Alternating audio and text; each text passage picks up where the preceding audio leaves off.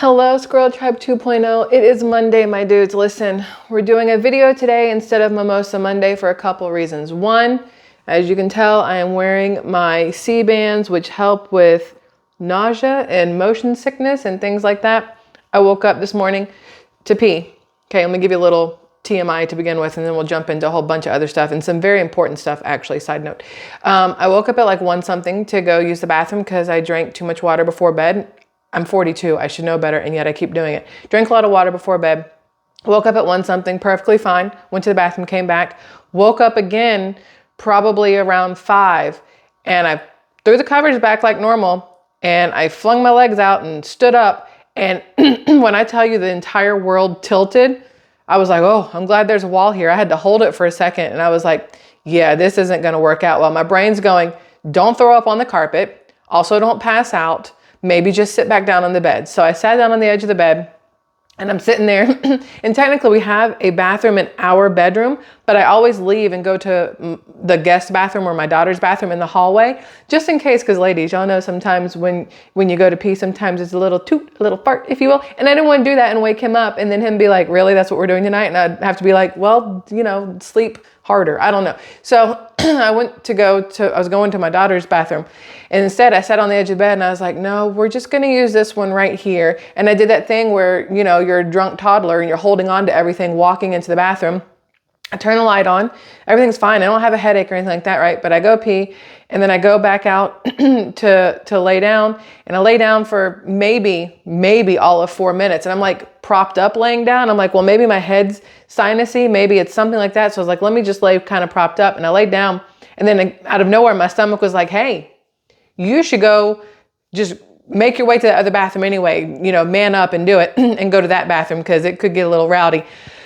Excuse me. So I went to my daughter's bathroom at 5:30 in the morning, and I was in there till about 6:30 because my stomach was doing all kinds of weird, stupid stuff. And of course, again, you Google everything under the sun while you're on the toilet not feeling well. And I'm convinced to have IBS. That's what I've decided, to have IBS, and I'm supposed to start my period in like today or tomorrow or something. So you throw all that stuff into this cauldron of shit, basically, no pun intended. And here we are with me, dizzy. The man had to take the kid to school this morning because I was like, driving is a horrible idea. Driving her around is an even worse idea. Not going to happen.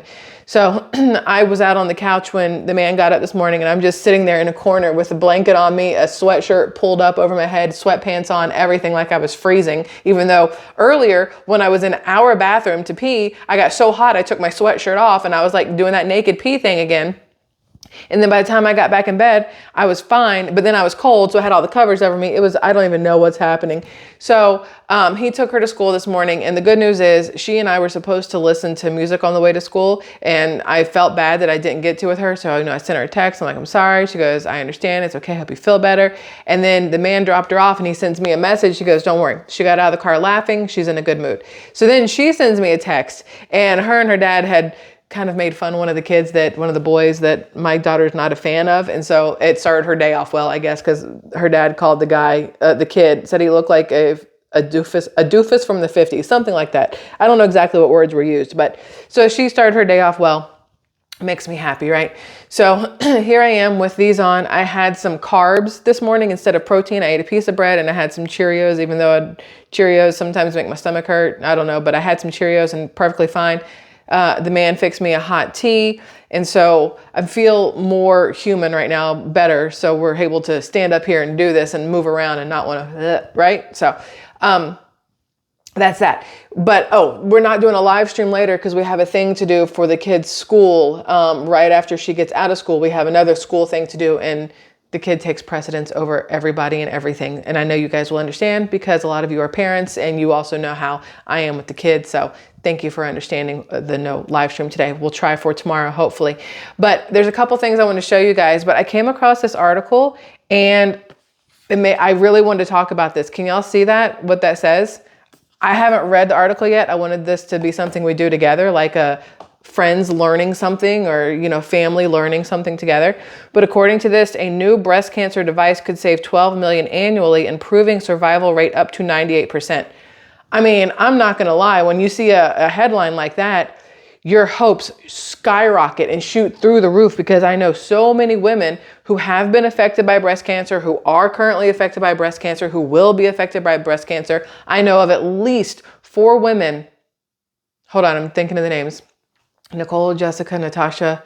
I don't know the other girl's name, but we went to school together. 5 people, 5 women from in my age group who went to school with me who have had breast cancer in the last 10 years and now. Like 42. And Jessica, she had breast cancer. I think she had a double mastectomy. I mean, hers was, and I think it spread and all kinds of stuff. She has a kid. She's a teacher with special needs students. And she is such a trooper. And watching women go through what you have to go through. So Olivia Munn, people may know who she is. She's an actress. She actually just put up on Instagram that unbeknownst, she's married to John Delaney, the crackhead comedian, because technically he has a whole thing about how he was on drugs and in rehab and stuff. But they're married. I don't know if they're married or just together, and they have a son. But she just put up on Instagram yesterday or the day before that she was actually diagnosed with breast cancer last year. And so she's had a double mastectomy and reconstructive surgery and everything else. And there's more and more women who are going through this. And it's not because we don't have advancements in technology, but it's because there's so much crap and chemicals in everything in this world, not just our food, but our clothes, our makeup, our body washes, our perfumes, except for Hervé Lucindy. Go get Hervé Lucindy because they are organic and chemical free. So much stuff that is like seeping into our bodies on a daily basis. It's no wonder there's more and more breast cancer in women, testicular cancer in men, colon cancer is huge right now too, stomach cancer, lung cancer, esophageal cancer, so many different types, leukemia, all these cancers in kids. It's absolutely ridiculous. So when I saw this headline about the breast cancer stuff, I was like, please be something legit and real, because it is definitely needed for everybody. Because if they can do this for breast cancer, then they could do something for other cancers, right? So according to this, again, I haven't read it, there could soon be a faster way to detect breast cancer. More than 250,000 American women are diagnosed each year, and survival rates improve dramatically with early detection. It says this is a coin-size ultrasound technology with gold and platinum electrodes on the bottom and the top. This is the cable which signals from the ultrasonography as well as from the tissue-reflected wave. This is according to Canon Dagdevarin, an associate professor at MIT's Media Lab. It's called the Comfortable Ultrasound Breast Patch.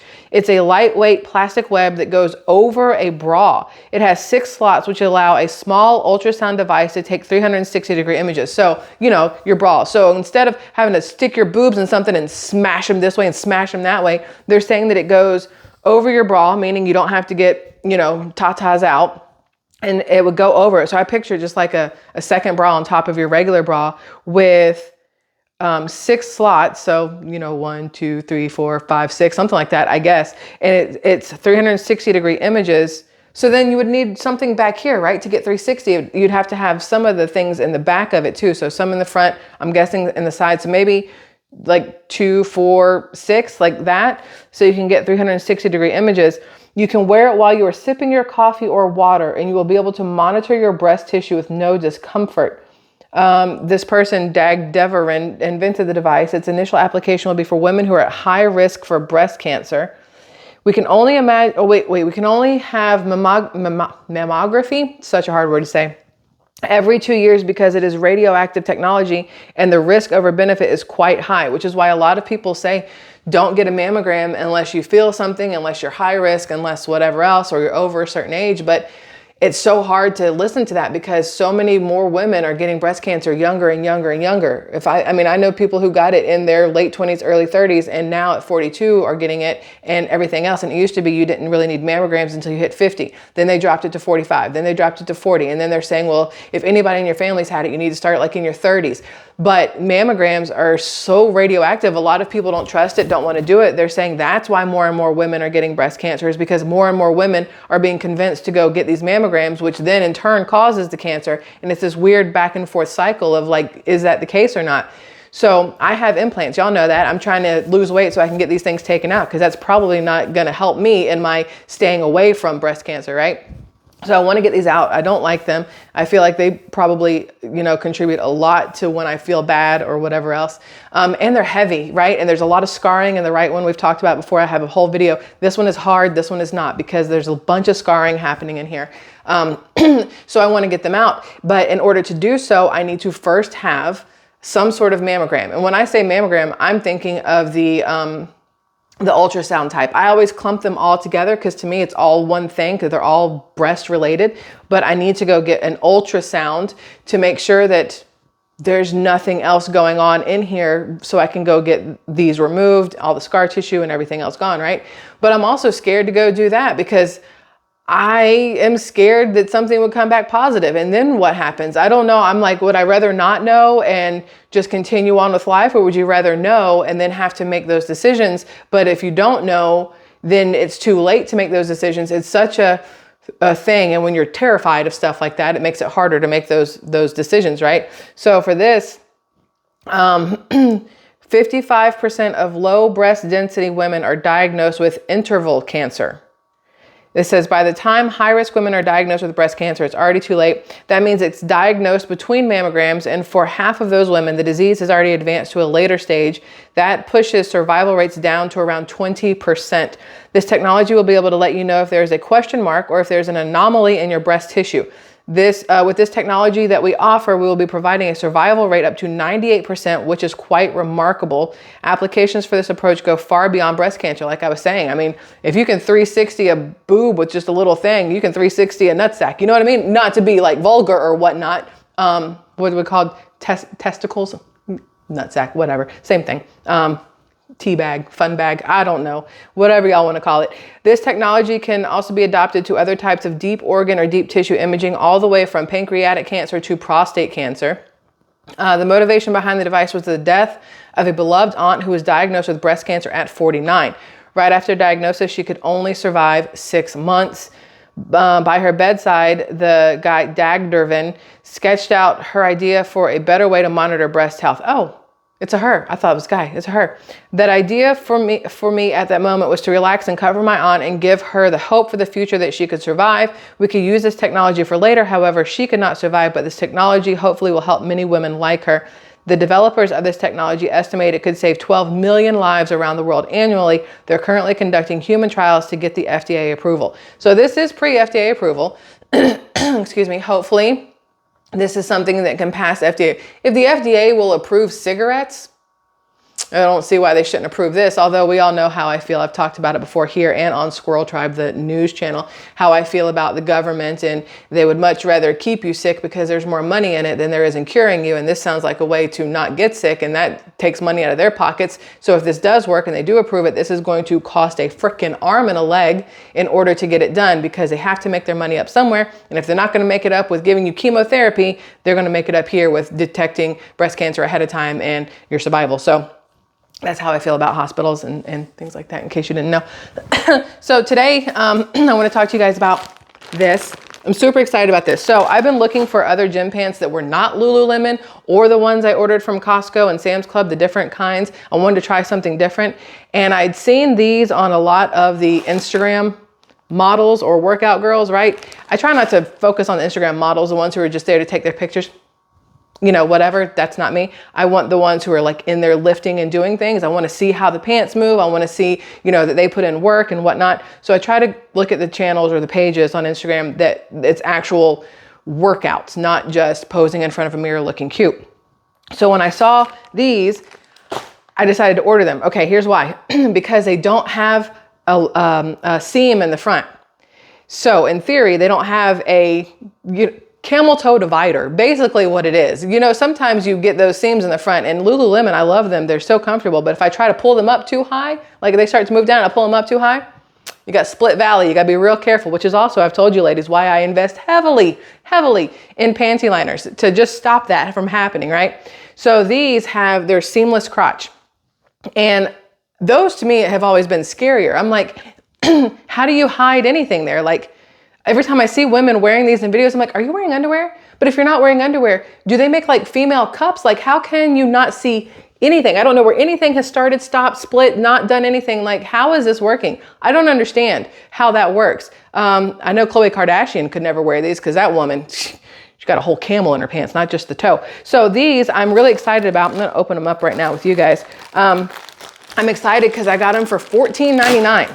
They normally want like $60 for these, but as my first pair, $14.99 for the first pair. And if you like them, I'm guessing their whole thought process is you'll like them enough to order more. So that's the hope.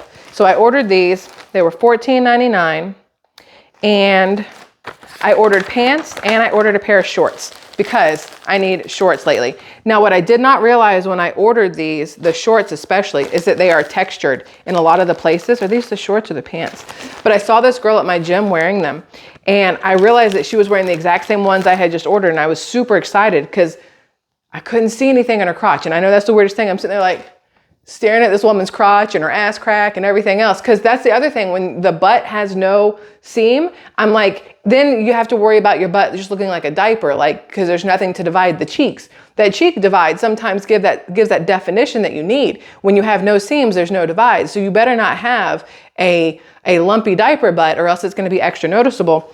But this is their logo, Women's Best. You can tell it's like a woman with the thing, but it looks like a heart. I actually really very much like their logo. So these are the capris. I got not pants, but there's no seam. So here's the butt. It's smooth-ish. No, that's just from whatever. So there's a seam like in here. Y'all can see that, but there's not a seam that goes in the divider area, if you will. So I'm excited to try these. They've got a little texture down the thigh and around the knee. I'm excited to try these on. You guys, I'll end up having these on Instagram. If you end up wanting to see what they look like, they'll be over on Instagram. I might do like a try on haul-ish kind of thing on Patreon, but I don't do the try on things on here on video because then it brings in the wrong crowds. Just so we're all fully aware, you're not gonna catch me here doing try-ons of like, look at the crotch area and the butt and look how this bra looks. We're not doing that here because then you get those guys who are like, oh, I love you so much. You are the best, blah, blah. We're not trying to get all that. And so then I got a pair of shorts. Oh, these might be a little thigh tight. No, actually, okay, I can do this. Now the material is thick. It is definitely thicker material than a Lululemon. It's like 3 Lululemon pairs combined. If you've ever felt Lululemon stuff, then you'll know. But it's not as thick as that, who was it? The one I got from Sam's Club. What was the brand? No, Costco. Danskin. Those that came out, I thought they were suede. I did wear them to the gym. They were hot as hell, but they were super comfortable. These feel almost as thick as that, but without the wintry texture to them, if you will. So I'm really excited. I wish these had shown up yesterday. I had to go buy a pair of shorts at one of the souvenir places because the man and I went on a 6-mile hike yesterday, and I wore the wrong shorts, and my thighs were gonna, catch on fire if I didn't get longer shorts. We had to stop at a souvenir tourist shop and buy a pair of really obnoxious shorts to put on so that I didn't have thighs rubbing together for the rest of our walk. I wish I'd had these then. But I'm excited to try these. Like I said, if you guys want to see them, they'll be over on Instagram in a picture or some sort of workout or something like that. And then maybe Patreon for a whole like try on thingy or whatever. Now, the other thing I'm super excited about, don't mind my workout water bottle here. I take this with me to the gym every single day. I'm obsessed with it. I love it. I'm so glad I made it. It's on Printify if anybody wants a water bottle. But I love it. I think it's amazing. But every time we go to the gym, if we end up doing something else afterwards and I'm starving, I'm like, man, I should have brought a protein shake. But then I'm like, yeah, that's a lot of work to do to have it all mixed up. So I ordered myself a blender bottle. So this one I'm really excited about because it comes with one, the kid picked out the color. She picked out the pink. She said I needed a pink one. And I could have ordered extra stackable pieces, but I ordered this because you can put well, technically I pulled it off the wrong way. No, that's the right way. So you can put your protein in here and carry it this way. So what I'll end up doing is I'll probably put protein in here for like 1 shake or something and then put peanut butter powder down here. Or this will give me 2 shakes if I need more than 1 during the day. Put some protein powder in here, have some next shake protein powder in here because it'll hold 2 scoops, I think. And then I've got a protein shake at the end of the gym. So I'm extremely happy about this. This was $14.99 on Blender Bottle's website. They had a bunch of different colors. The green one wasn't that pretty, but I might put a SquirrelTribe logo on here because I was trying to like make my own blender bottles, but they're sold out on everybody's customizable website. I can't find these anywhere. So, oh well, I'll just throw a sticker on it and call it done. So that's that. Oh, okay, I've been standing long enough. I'm gonna go sit back down now. I love y'all, SquirrelTribe 2.0. Thanks for hanging out with me here. And I would love to hear your thoughts on this possibility of, you know, the breast cancer, the little baby ultrasound nodules, or not nodules? That's not the right word. Little whatever they're called. I think that's an amazing idea. I feel like if they can already do an ultrasound and we know that they can put like electrodes, I think that's what they're called, on people for everything else, doing it this way, I mean, it's the next step, right? So hopefully this is something that can get approved and is not unsafe, you know what I mean? And can help save women's lives and other people's lives, because again, if it works for that, it's going to work for plenty of other things. So fingers crossed to the cure for cancer, because it'll be a preventative measure, right? Preventative at that point. Yeah. Anyway, 2.0, I love y'all immensely. I'm going to go drink some more water and sit down, and then I'll see you guys again tomorrow. Okay. Love y'all. Bye.